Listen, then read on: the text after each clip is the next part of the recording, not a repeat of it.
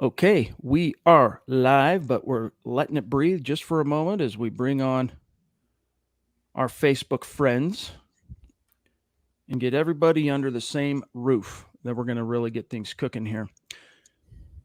Oh, no, we got to try that again. One more time on the Facebook Huddle, the Mile High Huddle Facebook page. Okay, we're good. Welcome in, everybody. It is the Mile High Huddle podcast. I am your host, Chad Jensen. With me is the producer extraordinaire for Mile High Huddle and the co-host of Broncos for Breakfast. You know him, you love him, Scott Kennedy. Scott, dude, how was your weekend, my friend? Before we get into some Bronco talk, did you have a good weekend? Wet, lots of rain here, hot and wet, as Adrian Cronauer said. I'm not going to say what he said. It's kind of dirty, but that was from Good Morning Vietnam. Great movie, by the way, but good to be here and looking forward to talking some Broncos football. Feels like we're in the dog days, but we're going to blink twice and they'll be back at practice here. It goes fast. Yes, and if it could just go a little bit faster, that would be cool. But you know what? Even in the depths, I mean, we're literally in the worst possible, like the slowest part on the NFL calendar. And I can still find plenty of stuff to write about. It's not, Scott, it's not about like current events or like this happened, we're reporting this event on the field or this off the field thing. But there's still plenty to talk about with the Denver Broncos because, man, a lot has changed since the last game of last season. And it's really reshaped the entire conversation for the Denver Broncos. So lots of people out there in NFL media world keeping the Denver Broncos in the conversation very front of brain. And that's kind of nice for a change. Yeah, again, when you have a superstar quarterback and he's a legitimate superstar, whether you want to call him, you think he's declined. If you're one of the Seattle fans that, he's on his way down, it doesn't matter. His Q rating is still top 3 or 4 as far as, newsmakers, his power couples in the NFL. That's going to keep people talking all the time because it's good for business. But, Yeah. I think it's definitely beyond that. We talked about how it was just so bad last year. It was boring and bad football, boring, bad, dull, grouchy, all kinds of things. And you couldn't have a more polar opposite head coach come in Nathaniel Hackett, and you got an 8-time Pro Bowler at quarterback. So there's a lot of reasons to be excited. I heard a lot last year going in. This team was a quarterback away. Well, we're going to find out. We're going to find out. We're fixing to find out, to quote the great Gary Kubiak. Guys, so much more to get to tonight. We're going to talk about a few things for those of you. And by the way, before I get into some matters of business, got to shout out Dylan. Go check out his article, by the way, that he just published, breaking down, predicting the big statistical leaders of the Broncos defense in 2022. It's great to see you, bro. Andrew Morrow's in the house. Kevin Gray. Jay, what's going on? Bobby's in the house.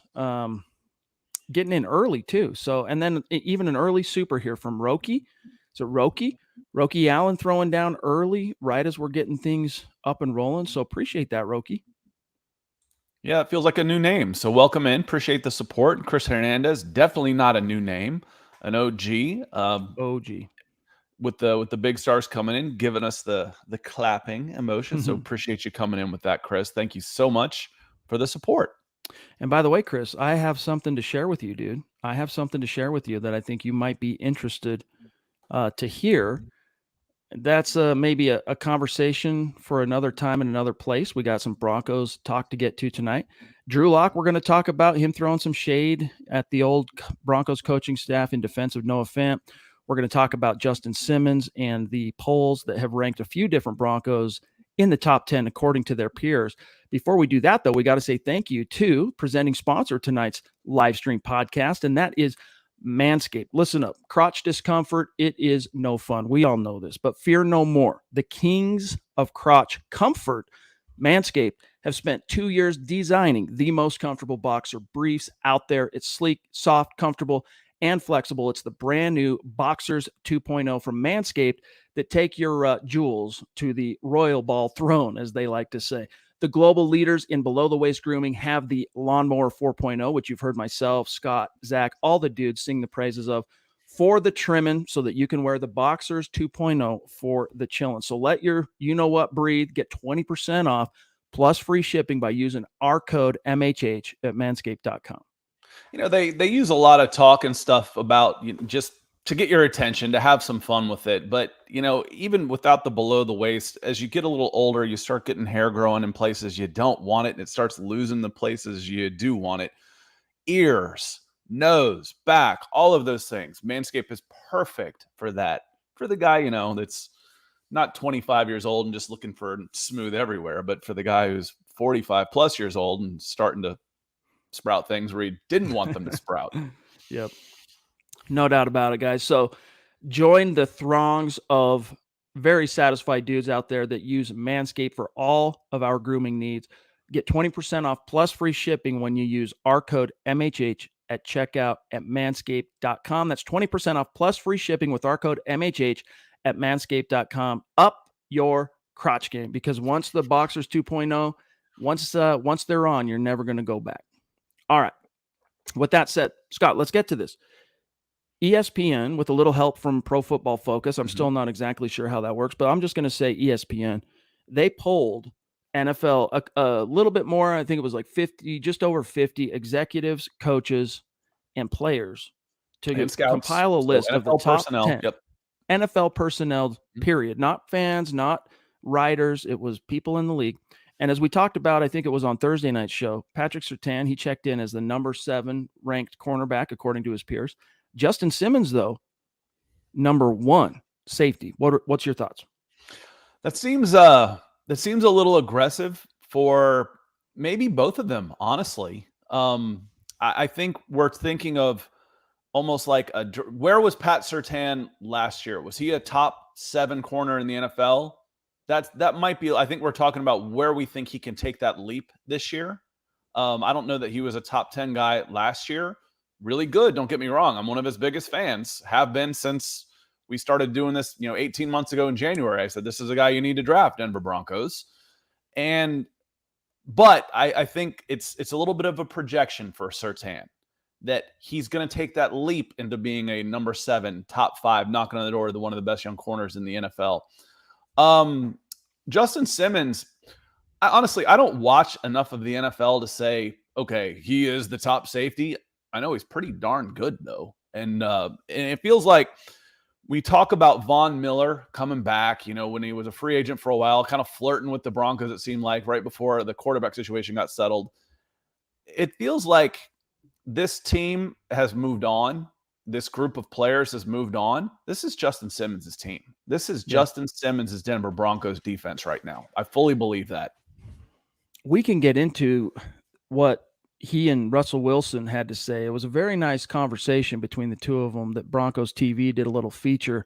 I'm not sure if it was on the team site, denverbroncos.com, but I definitely checked it out on their YouTube channel.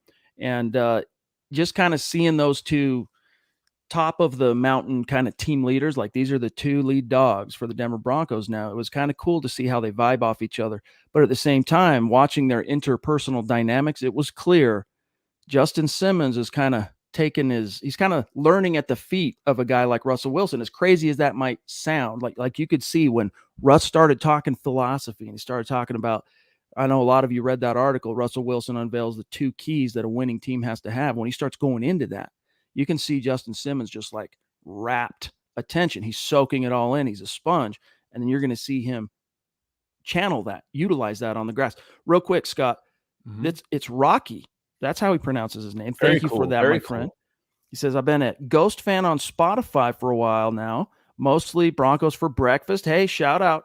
Glad to catch y'all live for a change. Well, Rocky, it's great to meet you, my friend. We do appreciate your support, whether it's on Spotify, whether it's live, whether it's thrown down a super chat. So thank you, my friend. And we appreciate you making yourself known. Yep. And Gary Lees Palmer is always known of coming in on Facebook with stars on every show that we do. Thank you so much, Gary. And Phil coming in. Good morning, Phil.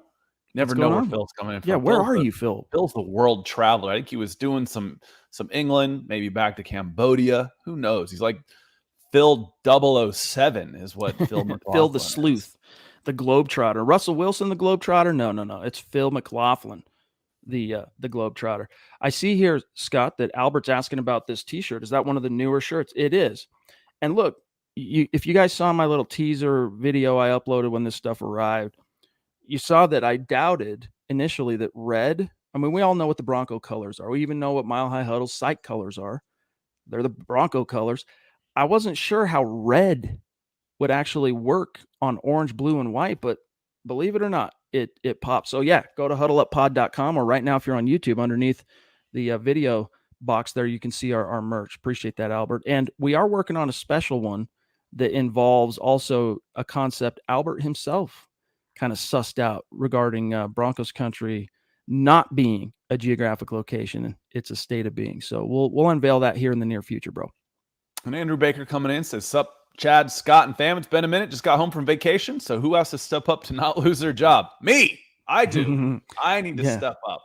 It's summer. I've kind of gotten the summer blues going on right now. So I need to step it up, Andrew. Appreciate you coming in. Who needs to step up? We can get into that a little bit as we go on for sure, Andrew. We'll circle back to that one for sure. Yeah, off the cuff, I'll tell you right now, Bradley Chubb, he needs to step up. Was he going to lose his job? Maybe not this year, but if he wants to be the presumptive number one rush linebacker of the Denver Broncos and the bona fide successor to Von Miller, who trained him, right? Like Von was one of his mentors together as when he was a rookie in 2018. He and Von combined for 26.5 sacks. He learned a lot from Von. Are you the true successor? That's one guy that really has a lot to prove this year, playing on the 5th year. So he got himself a nice raise. He's just completed his second. Now, this is his 5th year. Just completed only what was his second fully healthy offseason. The last time he was fully healthy, Scott, for an offseason was his rookie year, and he produced 12 sacks for the Broncos and really was a sensation. We'll see if he can duplicate that. I want to say Dalton Reisner Mm-hmm. or Lloyd Cushenberry. Oh, yeah. You know, and immediately one of the guys that came to mind for me was Kareem Jackson, but how much is he going to step up? You know what you've got there. So someone else needs to step up to take his job. You know, he's not going to like, okay, he's been playing at this level. He needs to all of a sudden take it to the next level. That's not going to happen with Kareem Jackson. You got what you got. He's a veteran. Yeah. But, you know, when you're talking about a guy that's coming into his 3rd year with Lloyd Cushenberry, it's time to take that to the next level. How about Josie Jewell? How about some of the linebackers too? Mm-hmm. You know, there's a lot of competition at that inside linebacker position. So I guess we got into it now, didn't we, Chad? We got into it. I mean, we might as well.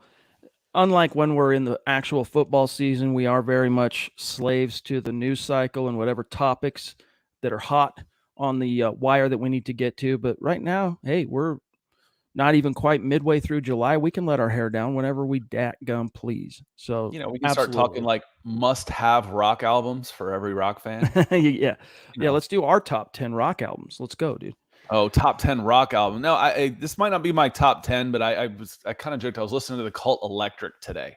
I'm like, that's a must-have. If you're a rock fan, it has to be in your catalog. You have to have that album. Have to. The Cult Electric, specifically. I've never gotten that into the Cult. Not to derail this conversation. Don't worry. We're going to talk about Drew Lock and what he said about the ex-Broncos coaches here in just a second. But there is a tie from the Cult to my favorite band in the world, Bad Religion. The new guitar player. When I say new, he's been in the band like, golly, almost 10 years now. But I know we think new, but it's like Godsmack is still new to me. They've been around for 25 years. That's one of the new bands. Van Halen's the old band. You know, Godsmack's the new stuff. Dude, that guy though, he used to play in the Cult for what it's worth. Mike Dimchik or something like the Dimich. I can't remember how you say it. They're not it's not one of my favorite albums. It's not one of my favorite bands. I like the Cult, but some of their stuff I love. And the Electric it's a must-have. It's just one of those must-haves. It's just it's different and cool. I'll check it out, dude. I'm a lover of music, period. You have me at Plastic for Tastic Lobster Telephone. That's all you need to say. Is that from the record? That's the lyric, yeah. These are lyrics, okay. All right, I'm like, what now? Are you having a stroke, Scott, right now? Let's get to this real quick. We can continue to talk some rock. We'll do that if you guys want to hear some stuff. But first things first, Scott, this episode is titled around what Drew Lock had to say. And I'm going to try and do a share screen. Now, listen, guys, in case you missed it, in the 2 weeks I was gone, one of the reasons I was gone so long is my family and I moved. And in my new locale, even though I didn't really change anything, one thing that did change was my internet company. And we have noticed some bugaboos, some little things that are just slightly different. And we're trying to figure out how to iron out those wrinkles as ASAP. So in the meantime, though, little things like when I go to do a share screen, it might interrupt my audio a little bit, but just bear with me. And I'll just kind of keep that in mind, Scott, and pause before I get into it. But here's the headline. Seahawks quarterback Drew Lock laments how the Broncos misused Noah Fant, the tight end. Here's what he said, telling who was it? Brady Henderson of ESPN. I think what's cool for Noah in this offense is I think you're going to see a little bit more of just his feel for football in general, his savviness, his whereabouts of bodies around him, how he feels defenses. I think we could have maybe pressed the field with him a little bit more in Denver, but he's going to have the opportunity to do that here. And I know he's pumped about it, close quote. Now, as I write in this article, Scott, before people get all up in arms lambasting Locke, I don't think too many people are going to try and defend Pat Shurmur all that much, but a reminder, Noah Fant, after the blockbuster trade that sent him, Locke, Shelby, and a group of picks to Seattle for Russell Wilson, his kind of farewell, he did an appearance on 104.3 The Fan in Denver, and he basically said the same thing, that he got a little frustrated the way Pat Shurmur was using him. I'm going to read this last little section here. He said, it was a little frustrating being used in the short field. Obviously, that's a part of the game, and those intermediate routes are important, which I can do also, but definitely with my speed and things like that, I was drafted to get more down the field. Hopefully, that works out in Seattle, close quote. Scott, your thoughts? There's nothing there that we necessarily disagree with. Noah Fant caught a lot of flack for his inability to move the ball once he caught the ball. And he's like, hey, that's not my strength. And so be it. You'd like to think a 260-pound guy could get some yards after the catch a little bit, but he's straight line fast. He's not necessarily super balanced. Scouting players, the two most underrated aspects of a running back, or of a runner in this case, a ball carrier, is vision and balance. And one of the reasons they're underrated is because you cannot measure them. I can get a shuttle time, I can get a vertical jump, but you cannot measure balance and vision, but you can damn sure tell if a player's got it or not. And the guys with good balance, the players just kind of slough off them. They get hit and they stay upright and they just kind of bounce inside. It looks like they're dancing almost. Yeah. They have just phenomenal balance. Watch some old highlights of Walter Payton. The balance that he had was just unbelievable. He'd get hit and just stay completely upright, level, and the guys would just slide off him, or just they'd try and hit him and just knock him sideways. He kept his balance the whole time. That's not necessarily his Noah Fant's forte, and he's willing to admit that. I'd like to get down the field a little bit more and be used where I can catch on the run. And that's where, Drew Lock was coming in and saying, we're going to try and use him a little bit more like that here. We didn't get to use him like that in Denver, and I think he's excited about it, and so am I. There's nothing there that's earth-shattering. That's, oh my God, can you believe what he said? I think we all pretty much agree with that, to be honest with you. Not too many nits to be picked there. And it's kind of funny because even though I joked that there are more highlights of Albert Okwuegbunam, catching a short pass, breaking a tackle, picking up plus yardage than there were of Noah Fant scoring touchdowns last year. If you think about Noah Fant's most explosive plays as a pro, and he does have a handful of them, it's not like he was just some schlub in Denver. I agree he was misused, but he had stretches, bouts, little bursts of production. And if you think of his most productive plays, I'm thinking of Houston, that big Drew Lock Houston game, his second career start back in 2019. I'm thinking, again, back to Noah's rookie year, he caught like a 65, 70-yard screen pass, took it to the house. All of his big explosive plays, oddly enough, they weren't the over-the-top, using his speed to bust the seam, etc. They were, hey, it's a little out route, or it's a little under route, or it's a screen, get some blockers out in front, or just makes a man miss. And then with that twitch, athleticism, speed, all that, he's off to the races, which is it's kind of a dichotomy, Scott, because maybe that's what fooled the Broncos into thinking that the short game thing with the tight ends would work out because they had seen him break a few tackles and then off to the races he goes. Or maybe he just didn't fully buy in. I'm sure there's complicity to be had on both sides of this issue, but you compare him to Albert O last year. They were both running the same type of routes. Noah Fant, you could foresee it. You could project it in your mind's eye. As soon as he caught the ball, tackled. It was like Fant, reception, falls down. Albert O, though, he would fight for those yards. He'd leap over guys, and I don't know. I think Noah Fant, that was his way, perhaps, of just sending the message to the coaches that I'm not really down with how I'm being used. Not if that were the case, not the most mature way to protest, especially when your time in the NFL is finite. But I digress. Yeah, and some of it's want to. I didn't see a whole lot of guys play their hearts out last year. Yeah. One of the guys, and that's why I said you won't hear me criticize Kareem Jackson. I never had any doubt he was playing every down like it was his last, and you need some guys like that out there. Some guys can feed off of that. This team was sunk early last year. You had a coaching staff that was a dead man walking after about week 5, and they were just running out the duration with a 17-week season with a bye in the middle of it. That's a long time. So was he giving it his all season? Maybe not. But you talk about some of these screenplays and stuff like that. I'm like, who I want to get the ball into his hands in those type of situations? Jerry Jeudy. I want to find if I'm counting on a guy to make a man miss and use his speed, I want to get it to a make a guy miss fast guy. I want to get it to Jerry Jeudy in those type of situations. I want to get my 260-pound wrecking ball into the second level of the defense. If I can get him behind the linebackers and watch him. I mean, it's diabolical. It's, one of the things we love about this game is it is violent. And I love watching 210-pound safeties bounce off of 260-pound tight ends. It's not fun for them, but it's fun to watch. Oh, yeah. And, if you're not getting your player like that in traffic and he's not good at that in traffic, then it's a waste of a body, So I remember one time I saw a screenplay. It was a slip screen to the tight end, and the X receiver comes down and starts blocking. Well, it was a 210-pound wide receiver, and the 260 pounds catching the ball at a dead stop. I'm like, wait a minute, what's wrong with this picture? That's not the body type. That's not how they should be used. And I mean, there's exceptions, of course. There's always exceptions. You can get some ISOs, and as fast as he is, if I can hit him on a swing pass and he's full gallop, and I'm running post patterns from everybody else, and I've just got a linebacker chasing him, game on. But again, my tight end needs to be able to catch the ball in traffic, over the middle, and drag bodies with him. Lone Wolf, he says, hey, Chad and Scott, what enraged Locke enough to criticize? Here's the thing. Locke wasn't enraged.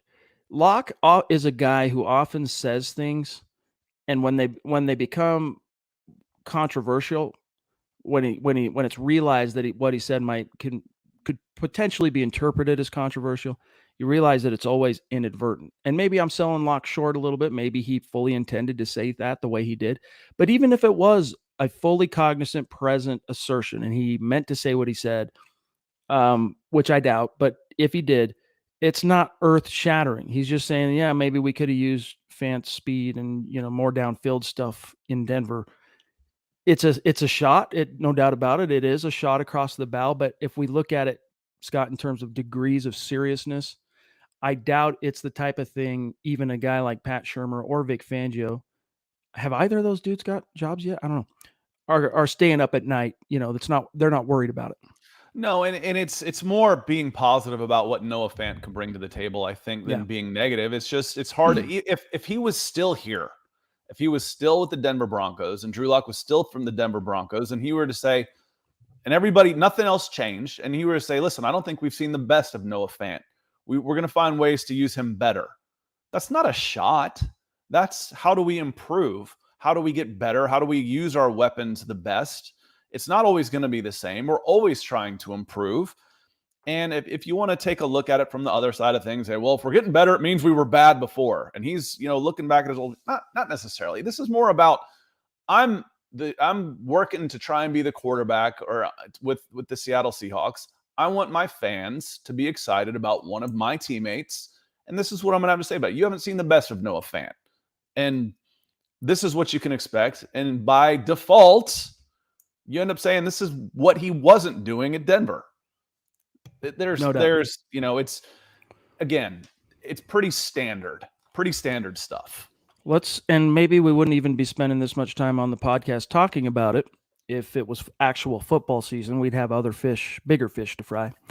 Let's shift gears for a second here, Scott. This is an article that Dylan published today, a nice piece here predicting the Broncos 2022 statistical leaders on defense. Interception leader, he's got Justin Simmons, he predicts, for what it's worth, as the guy who's going to finish 2022 with the most interceptions on the team. And I think it's a pretty sound projection in terms of this guy's track record. I'll just quote this one paragraph. Simmons led the Broncos last year with 5 picks. More impressive are his 19 interceptions over the past 5 years, second most by a safety, and in that time, tied from 4th most overall. Projection, he says 8 or more picks in 2022 is attainable. He's not specifically like predicting 8 or more, but could you see Justin Simmons being that productive, Scott, in the takeaway department? And if so, how would it? I mean, that would be, even getting to 8 would be nearly double his career high. And career average. So is it possible? Yes. Is it probable? I'd take the under. We had a conversation about this. I think it was Surtain and Justin Simmons combining for 12 to 14 somewhere. I was like, I'd probably take the under on that. It's just hard. Getting interceptions is hard. If you're good at what you do, they're going to go away from you. They're going to try and throw it somewhere else. You've got a pretty idea, especially you got that big number 1 as a target now, Pro Bowl status. Quarterback's going to come up. First thing he's going to do is first thing you do is look and find out where, Chubb and Gregory are. And the next thing is where Surtain and Simmons. Okay, let's check those guys out. Maybe we can go away from them. So 8, I would take the under on 8. That doesn't mean, again, interceptions they're great when they happen, but sometimes there's some luck involved, and you can be really, really good at your job as a safety without having the interception numbers to go with it. Yeah, Kareem Jackson knows a lot about that, and I'm not saying that to be cheeky in any way, shape, or form. Very good safety, high impact player, not huge in the takeaway department, never really has been. And if there's anything I could see that could potentially lead to this many takeaways for Simmons, it would be Broncos will be playing with more leads. I'm not going to say every single game they're going to be leading by 2 or 3 touchdowns, but they are going to be playing with more leads in 2022 and beyond. And that's just going to put more onus on the opponent. They're going to take to the air a little bit more. It's going to give the defense more opportunities to be predatory. So let's move on down. This one really was real quick before we move on from that, Chad. The pass rush should be better. Yes. We can go into this as well with the sack leader, but the pass rush should be better. So if you're in more passing situations, last year you go into the season thinking you got Von Miller and Bradley Chubb. You really had neither. This year, hopefully, you got Randy Gregory and Bradley Chubb. Full season of them. We know we got Jonathan Cooper. He can play a little bit. Malik Reed as a designated pass rush specialist, if he's on the team. That was a discussion we had last week. We shall see. Yeah, he can get after the quarterback a little bit. Baron Browning is going to get that chance some. Nick Benito, designated pass rush. So the pass rush should get better. There's been some resources poured into that. So if you're playing with a lead and you've got a defensive coordinator that is more aggressive, I think saying those two things aren't big stretches. You should be more aggressive on offense and defense. Pass rush should be better. Interception numbers should go up. Who would be the sack leader? Now, this wouldn't necessarily be who I would predict, but there is a sound argument that Dylan makes here in this article for Draymond Jones. What could you see kind of being his total? Somewhere between 10 to 15 sacks this season. And then he's got Josie Jewell, which I think is a pretty fair assumption at the tackle leader if Josie stays healthy. Mm-hmm. Scott, can you see Draymond Jones? I mean, that would really be a bona fide breakout season. We've been hyping up Draymond Jones as a potential candidate to break out. Now, for this will be year 2 that we hyped it as a plausible possibility. 10, 15 sacks. I mean, as an interior rusher, this isn't an edge guy. As an interior rusher, that would put him in, conversation with guys like Aaron Donald and the J.J. Watts of old. A 3-4 end getting teens in sacks. He is an unrestricted free agent, would be 26 years old. He'd go from 2.5 million this year to 25 million next year. I think that's aggressive. I just don't think, not that he isn't capable of doing it. It's just it's a different scheme. It's really, really hard to pile up those numbers as a 3-4 end. Your job, I've said it before, it's an SOB position. Being a lineman in a 3-4, your job is to take on 2 blockers and let the edge and the inside guys get all the glory. It is a linebacker heavy, edge heavy, glorified defense. So again, I'd take the under on that one as well. And who would I say? I think it's got to be one of the edge guys, either Randy Gregory or Bradley Chubb. If they stay healthy, they should. Hopefully, they're knocking on the door 16-20 in their first year together. Does that sound conservative? Maybe. What are their career highs? If they get 9 apiece, that'd be knocking on the door of career highs for both of them. So 16-20 out of the pair, and one of the leaders there, and I think you're going to be pretty happy. Throw in a corner blitz, a safety blitz here or there, inside linebacker coming, Jonathan Cooper and Malik Reed chipping in with 3 or 4, and then you're in the 30s for sacks, and you got a pretty good season. There is a time and a place as a writer, as an analyst, where it's you feel comfortable, you feel safe taking a chance. I don't think it's completely outside the bounds of the plausible that Draymond Jones could end up as this team's sack leader, but I agree with Scott. If it's not Bradley Chubb or if it's not Randy Gregory, the Broncos are probably going to have bigger problems than we realize potentially on defense. And I understand with both those guys, health plays a big factor in terms of how productive. I mean, you could say that with any player, but especially these 2 guys, if they're healthy, you can feel pretty confident equating that to some level of production on the field. And as you mentioned, I mean, the Broncos put a lot of dollars, a lot of resources, including draft picks, into upgrading the edge rusher position in the wake of the Von Miller trade. So I'm going to bet on Bradley Chubb. Mm-hmm. If you ask me who's going to lead this team in sacks, I'm going to guess it's Bradley Chubb. And if it's not Bradley Chubb, I'm going to guess Randy Gregory. And if it's not Randy Gregory, Scott, I'll talk Draymond Jones. Yeah, again, it needs to be one of those 2 guys for you to be fully successful. And, Draymond Jones in 3 years has 15.5 sacks. To think that he's going to double that number, and I know it said 10 to 15. Think that he's going to double that number, boy, he's going to get expensive. Like I said, if he gets double-digit sacks as a 3-4 end, he's going from 2.5 to 25 million. You're talking maybe not that much, but you're talking 15 to 18 minimum for what he's going to get in his next contract. Guys, we're gonna shift gears a little bit here, and we're going to talk about some of the things that Russell Wilson had to say about his philosophy. 10 years in Seattle, most of that time the Seahawks were a force to be reckoned with in terms of the NFC playoff picture. Led him to 2 Super Bowls, won one of them, obviously, at the expense of the Denver Broncos. We're gonna get into that. I know Scott's got the Super Chat rankings set up for the month of July, so everybody knows where things stand on the Super Chat contest.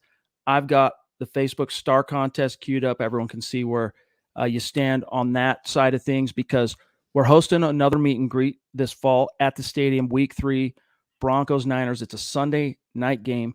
We're going to be hanging out at the stadium all day long, food, some drinks, meeting, talking football. And from one winner on Facebook, one winner on YouTube, June, July, August, we're going to take the top 3 in each of those months, the rankings, cumulative. Names go in a hat. We draw one. Each one winner from YouTube, one winner from Facebook. All you got to do is get there. Or if you live in Denver, just show up, and we're going to treat you, hang out with us all day.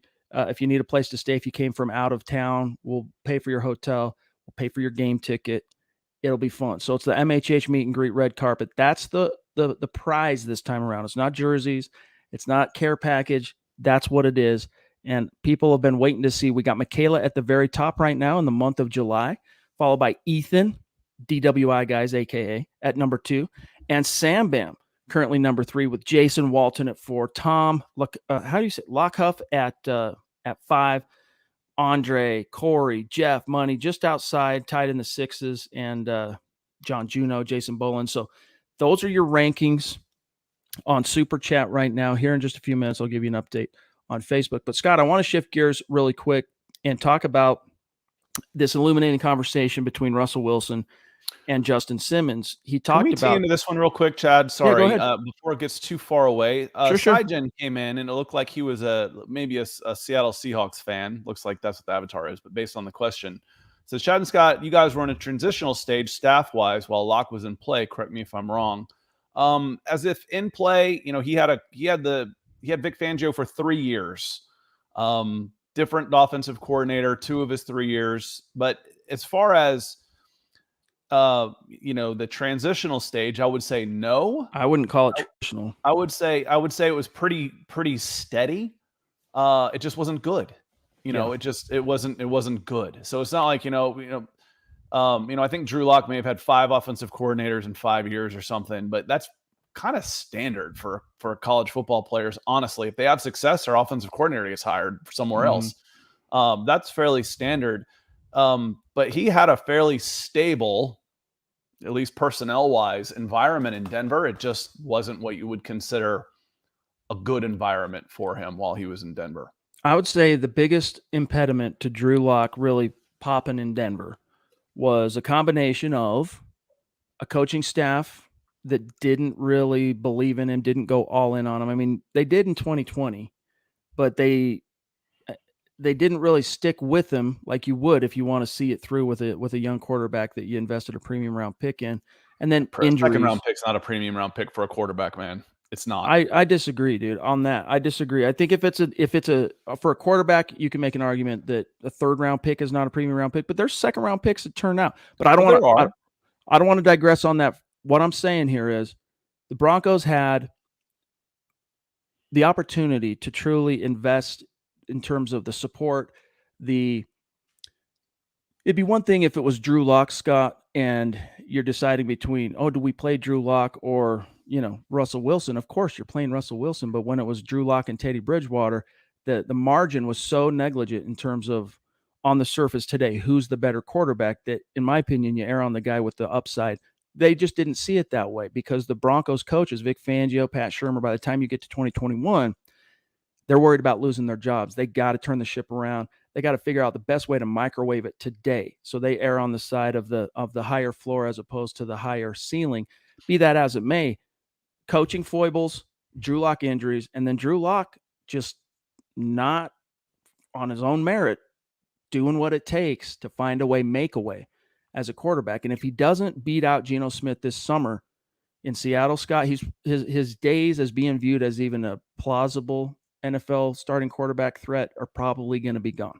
No, and I think you came back around to it because what you said, the biggest impediment to Drew Lock's success may be Drew Lock himself. He might just not be good enough. Yeah.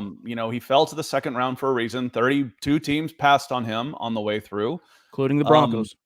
And you know what I mean, though, because he gets to the 2nd round. Not everybody has a pick in the 1st round. No. I said including the Broncos. Broncos passed on. Including the Broncos. 2 times. They traded back, took Noah Fant, and then they passed on him 3 times, even though technically when they took Dalton Reisner 1 pick ahead of him, they took Reisner there because they had the deal already in place for Locke. They traded, and so 41 Reisner, 42 Locke. I think it's a premium round pick, but not necessarily one that you are investing. This is our quarterback of the future, like you would a 1st round guy. So we'll see how it goes. But I mean, there's no guarantees that he's going to start in Seattle, and there's no guarantees he's going to have a job because he can be a good backup. But again,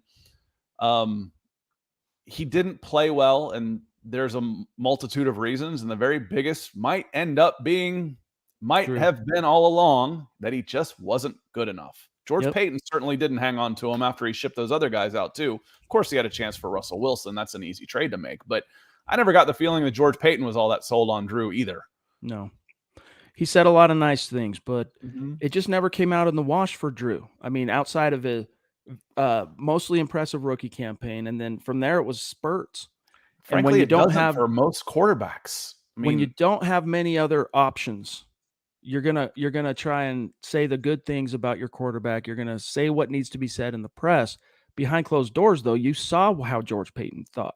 I mean, even if Vic Fangio was the impetus for the whole Teddy thing, all right, once you get to the summer of last year, Payton signed off on it when they went with Teddy over Drew. Payton rubber stamped that, so that in and of itself is a vote of at least some kind of complicity in we don't think Drew's our best guy right now. and a 6th-round pick and $4 million. Yeah. You know, it's not like they went out and actually invested in a quarterback. Mm-hmm.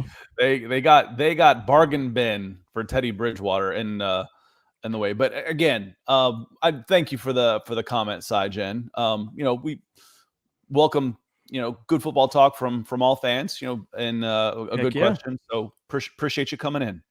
What's cool though for Broncos fans, we don't really have to.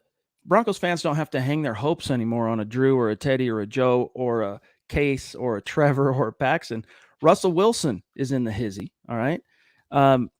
This was an interesting conversation. So I'm going to read this quote real quick, Scott, for people that are going to be listening after the fact. I'll read it. You guys that are watching with us now, hopefully you can see this on screen. But he says, there are a few things that a winning team has to have. First of all, they have to be able to flip the switch. There's a switch that's always on, and at times you have to know when to turn it off, and then it's back on. And there's not an effort to turn it back on. It just comes on. And I think that's what we're really learning and capturing.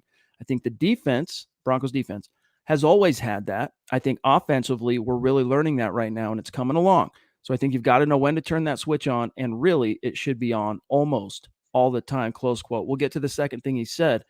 But Scott, the whole idea of flipping a switch at any point in the recent Broncos history, since you've been covering the team, have you seen an offense or even a team as a team?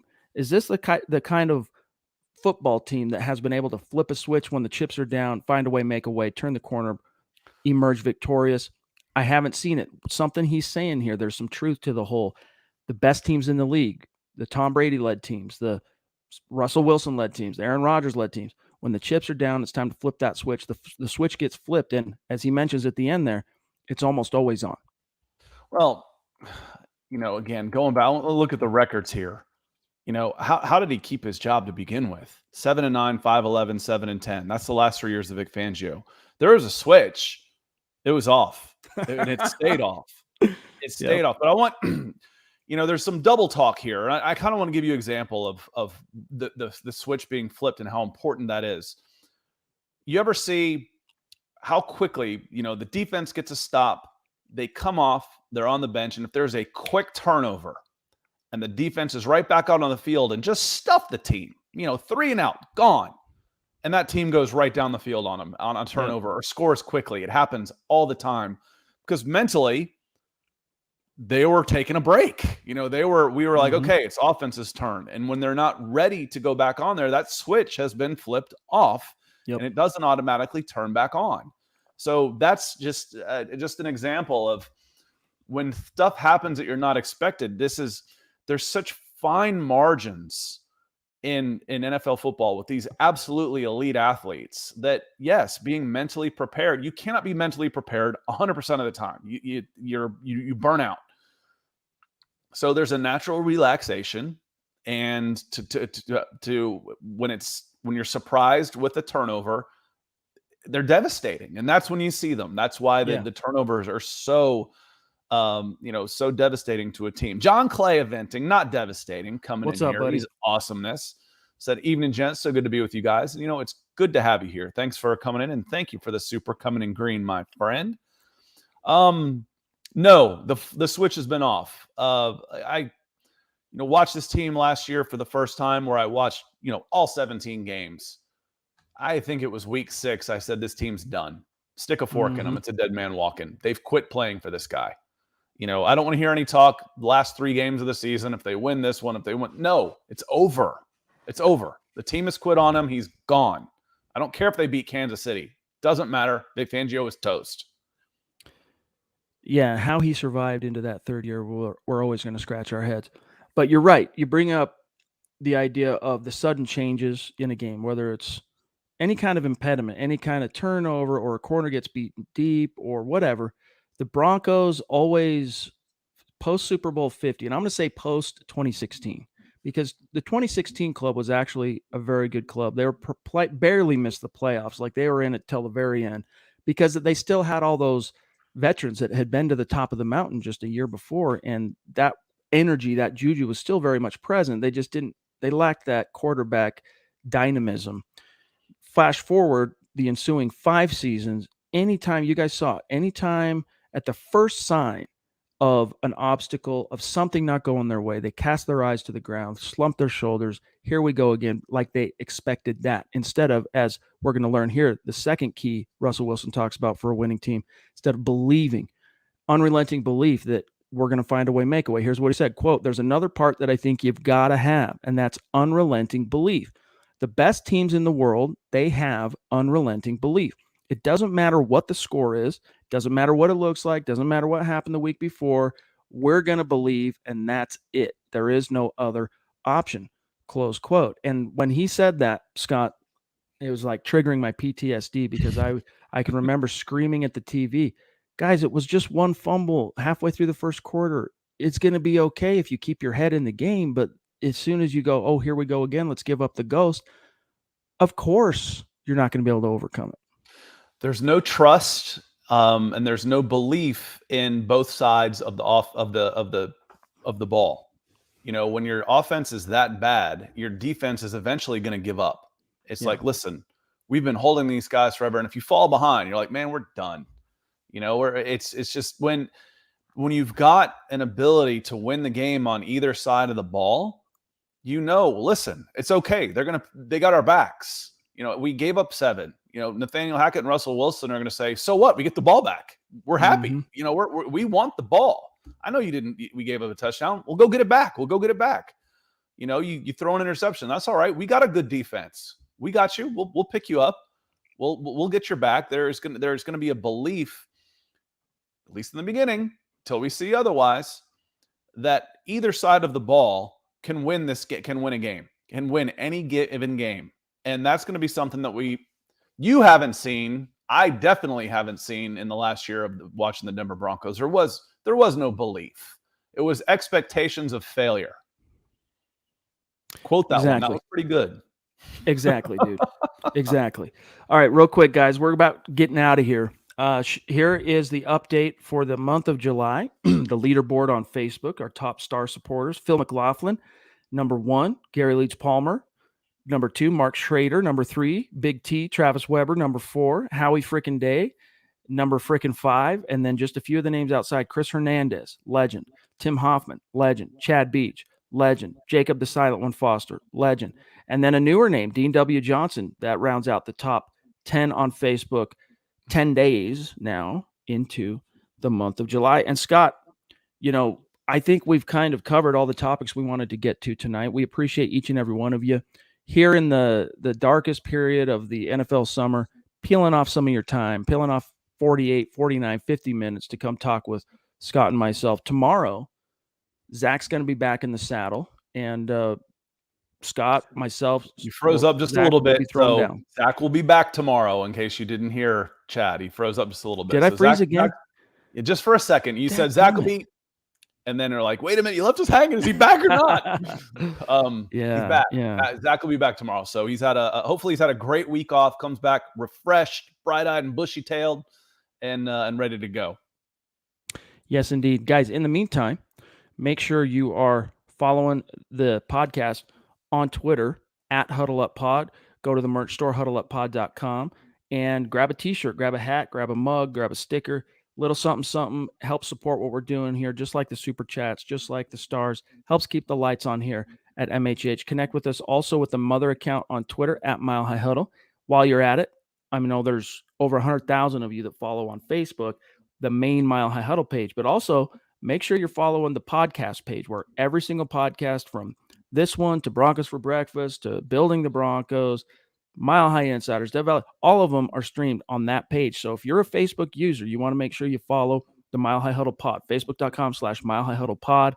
And don't forget to head on over to Apple Podcasts and leave a 5-star review for a chance to win some swag each and every month. The winner from last month, here we go. You ready? Travis Weber. I ran it, did the drawing earlier today. Travis Weber, thank you, dude, for leaving the 5-star review in the month of June.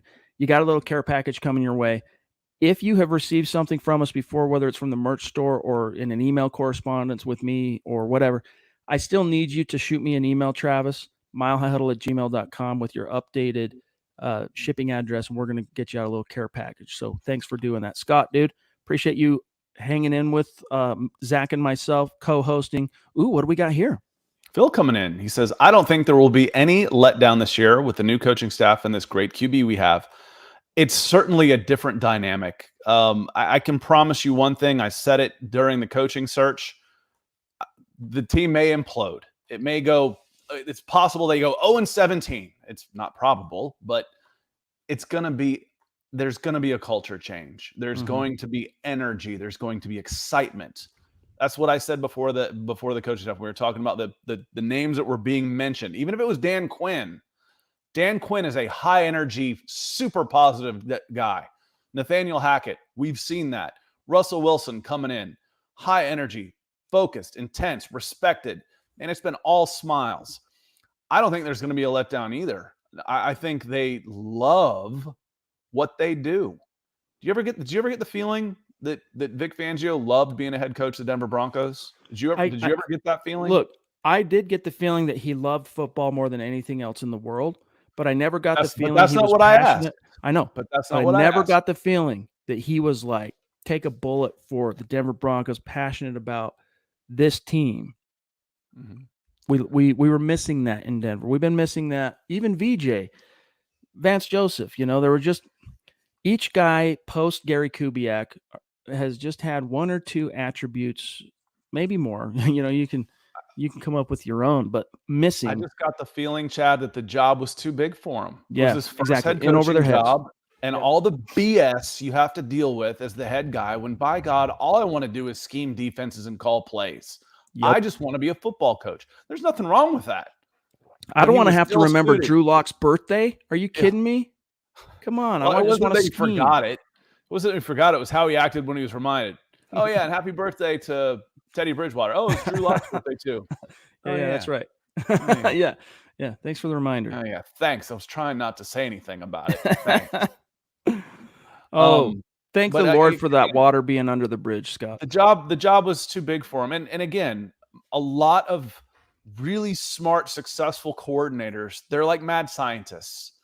They don't want to have the top job. They think they do until they get it. And they're like, I don't have to deal with the press. I don't have to deal with salary cap. I don't have to deal with this guy's contract. I don't have to deal with any of that crap. I just want to coach football. And again, there's absolutely nothing wrong with that. But I never got the feeling watching Vic Fangio that he wanted to be the head coach, really loved being the head coach. I agree. It was so, and man, you've got freaking Nathaniel Hackett's got permagrin. Oh, yeah.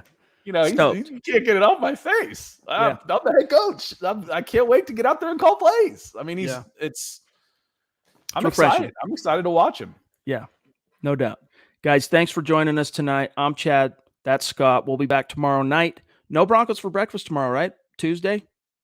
We'll be back Tuesday. So we're off in the morning, and then the Huddle Up boys will be back. When is Broncos for breakfast returning to Monday morning? We haven't said it for sure, but my guess will be the Monday of the first preseason game of August 13th. Okay. Yeah, so that would be around the 8th, whatever that Monday is. Come back in about 3 weeks. Cool. All right, guys. We love you. We appreciate you. We'll see you tomorrow. Have a good night.